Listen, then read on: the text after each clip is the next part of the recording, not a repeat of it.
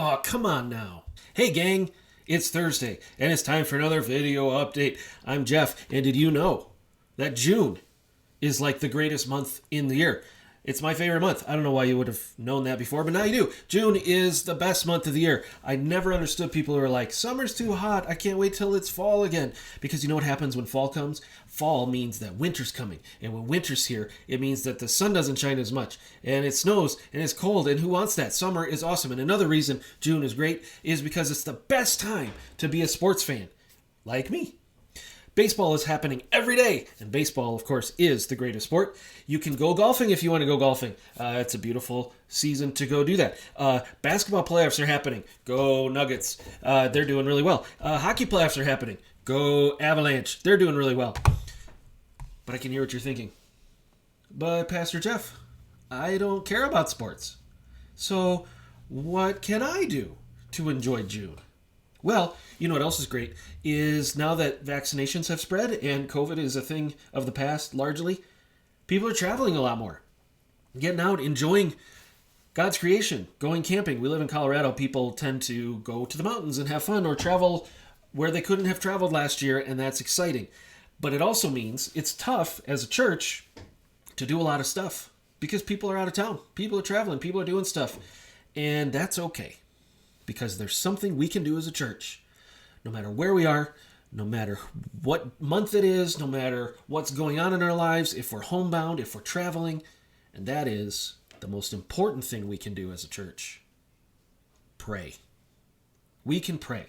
And so I wanted to use this update as a way to kind of call us as a church to be praying more, to spend this summer remembering to pray for what God is doing in the world and what the enemy is doing in the world that we need to pray against. And to take that seriously, because we can do all the programs we want. We can fill our calendar with stuff to do. I can fill these updates with, hey, these 30 things are happening in the life of our church this week. But what really matters is that we are praying for God to accomplish his will in and through us and globally, because there's a lot going on that requires a lot of prayer. A good friend of mine gave me this book called Prayer, The Real Battle. It's just a little booklet, and I was reading it, and there's this really cool part in it, and it says this, talking about the armor of God that Paul talks about in Ephesians chapter 6, that we should put on the belt of truth, the breastplate of righteousness, shoes that have the readiness to preach the gospel of peace, the shield of faith, the helmet of salvation, the sword of the Spirit, which is the word of God. Hopefully you've heard about those things before, but what's written here is really cool. It says, that's where we usually stop. Dress for battle, posing as though for a portrait. But that isn't where Paul ends his instruction. He continues, pray in the Spirit on all occasions. Now, we're not just armed for battle, we're on the battlefield, doing battle. And I think that's exactly right. It's not just a matter of looking the part or believing the right things, although that's certainly important. Are we praying?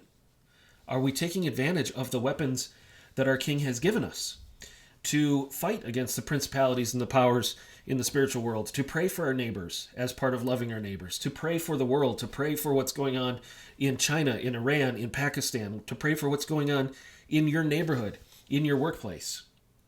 So whether you're here or traveling, wherever you might be watching this, pray. You say, okay, how? Just pray. There's no secret to it. It's a conversation with the God of the universe that he invites you to have with him. How cool is that? Okay, there are a couple things going on in the life of the church that I want to tell you about. We have a couple job openings right now. We need a part-time office assistant to help out in the front office Mondays and Tuesdays from 9 to 2. And we'd love if that's something that appeals to you, if you have some of that time to help out. You can email Elisa, office@gracelongmont.org, and we can get you a job description. Also, we are in hiring mode for a base camp coordinator. That's our children's ministry. That's the early childhood, birth through 5 years old. And we would love anybody who'd be interested in that. That's a 15-hour-a-week position to work with Pastor James and help out with what we're doing with our kids. Is there a better way to invest time, money, energy than in our children? I don't know if there is. And so we want to make those things available to you if you'd like. Speaking of jobs being filled, John Gardner, our new youth pastor, and his wife Jackie will be moving out here on June 26th. That's June 26th. and we could use anybody's help to unload their storage. They have found a place in Hygiene where they're going to be living, and that's pretty cool. I also met with the search committee last night for our care pastor position, just to kind of check in on how they're doing, and they're pretty excited. They're moving forward, and we need to keep praying for that process as well. So those are a lot of things going on in the life of the church. Come back Sunday. We are starting our 10:15 service time, 8:30, 10:15, this Sunday, June 6th. And we're starting a new series. That's kind of an old series that I did back about 5 years ago on the values of Grace Church. What are the core values and why are they our core values? So this week, we're going to start with gospel-centered. And it's going to be a great time. Hope you can be here. Until next time, I'm Jeff, and you're you, and God is God, and June is the best month, so enjoy it.